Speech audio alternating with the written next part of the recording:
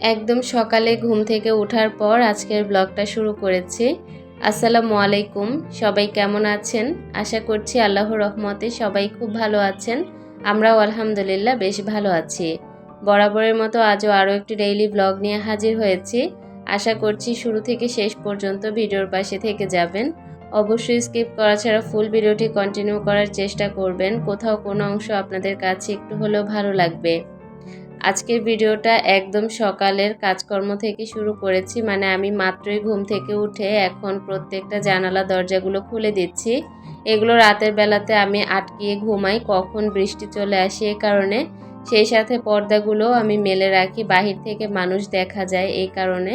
তো সব এখন খুলে দিয়েছি। আর সকালে ঘুম থেকে ওঠার পরেই দেখলাম এত মেঘলা ওয়েদার, মানে বাহিরে প্রচণ্ড বাতাস, সেই সাথে গুড়ি গুড়ি বৃষ্টিও পড়ছে।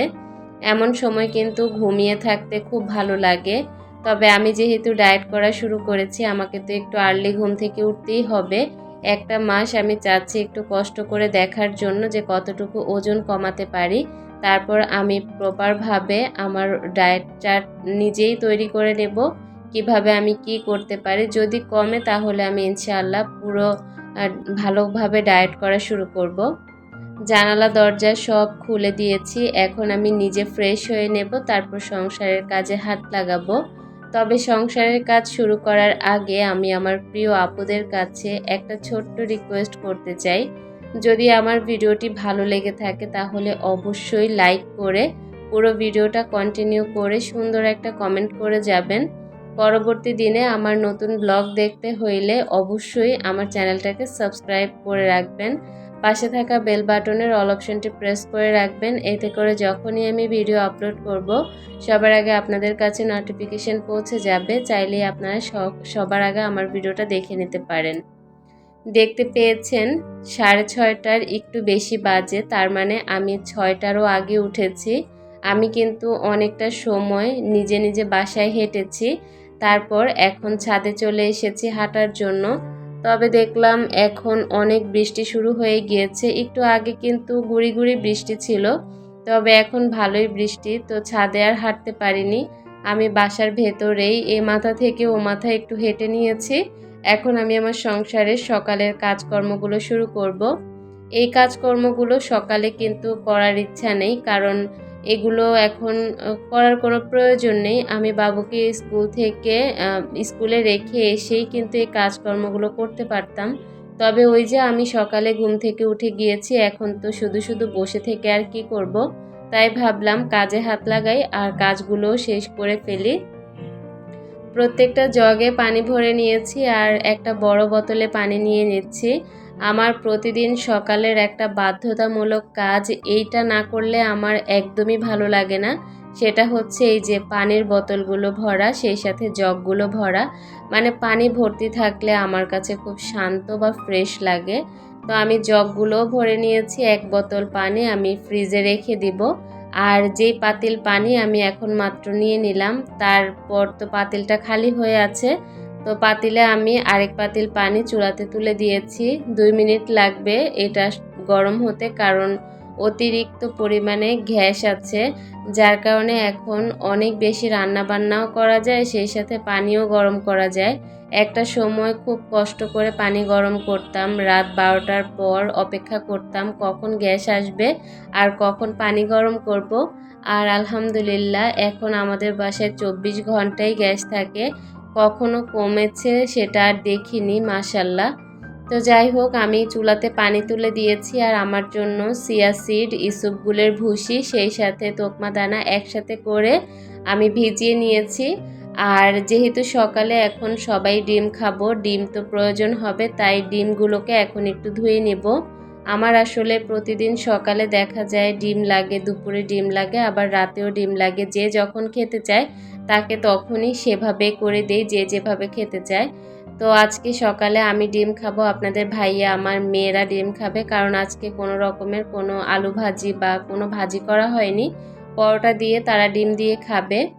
আর আমি হচ্ছে শুধুমাত্র শসা, বাদাম, চিয়া সিড, সেই সাথে হলো একটা ডিম খাবো। দেখি কতদিন পর্যন্ত ডায়েট চার্ট ফলো করে চলতে পারি, কারণ স্বাস্থ্যটা এত পরিমাণে হেলদি হয়েছে এখন নিজের কাছে আর ভালোই লাগছে না। একটা সময় খুব শুকনা ছিলাম, তবে 2টা সিজার হওয়ার পর আমি অতিরিক্ত পরিমাণে মোটা হয়ে যাচ্ছি।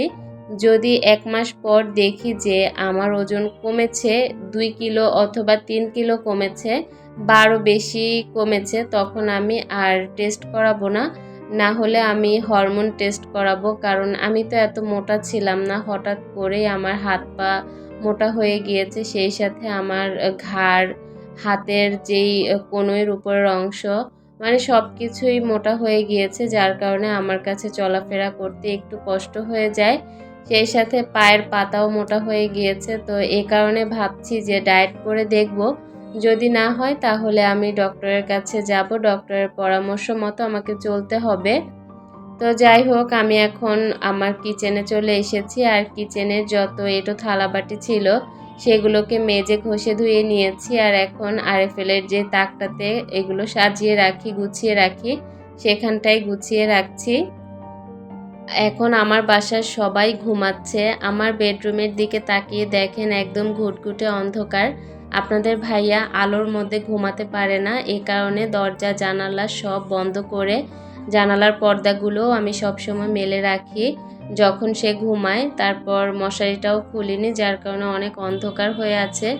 এরকম অন্ধকার একটা সময়ে তারপর সকালবেলার এই ঠান্ডা আবহাওয়াতে কিন্তু ঘুমাতে বেশ ভালো লাগে। তবে আমি চিন্তা করছি যে না, আর ঘুমাবো না। আমি এবার একটু নিজের জন্য সময় বের করব। যত কিছুই হোক না কেন, আমি এখন একটু নিজেকে সময় দিব, না হলে বয়স হওয়ার আগেই আমি বয়স্ক হয়ে যাব। এত পরিমাণে স্বাস্থ্য বেড়ে যাচ্ছে। আমি প্রপারলি ভাবে ডায়েট করা শুরু করেছি একদম। মানে দুপুরে কোনো রকমে খাবো, আর সারাদিন কিন্তু শুধুমাত্র ওই খাবারগুলোই খাই যেগুলো আপনাদের সাথে শেয়ার করি। তো যাই হোক, ডিমগুলো কিন্তু ধোয়া শেষ। এখন আমি ডিমের পানিটা ঝরার আগেই ডিমটা ফ্রিজে রেখে দিচ্ছি, কারণ ডিমটা এভাবেই শুকিয়ে যাবে আর পানি ঝরার প্রয়োজন নেই। আর একটু পরে তো ডিম ভাজতেই হবে, তখন নিয়ে ভাজবো। আমি কিন্তু অফ ক্যামেরাতে আরও অনেক কাজ করেছি যেগুলো আপনাদের সাথে আজকে আর শেয়ার করিনি।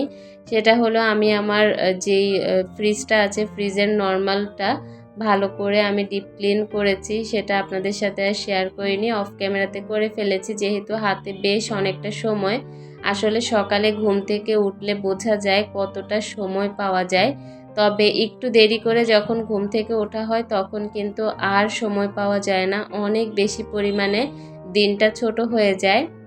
যাই হোক, আমার হাতের সমস্ত কাজ শেষ করে নিয়েছি। এখন আমি ইসবগুল, তোকমা দানা আর চিয়া সিডের পানিটা খেয়ে নেব। তবে আমি এখানে গরম পানি মিক্স করেছি আর লেবুর রস মিক্স করেছি। অনেকেই খালি পেটে এই পানীয়টা খেতে পারেন না। যারা খেতে পারেন না তারা খাবারের পরও খেতে পারেন। তবে আমি চেষ্টা করছি যত কষ্টের বিনিময় হোক আমাকে খেতে হবে। তো এই চিয়া সিড, ইসবগুল, তোকমা দানা কিন্তু পেটের মধ্যে অনেকক্ষণ পেটটা ভর্তি থাকে। যখনই এটা খাই মনে হয় কি যে অনেক পেট ভরা। আমি আরও 20-30 মিনিট পর নাস্তা করব।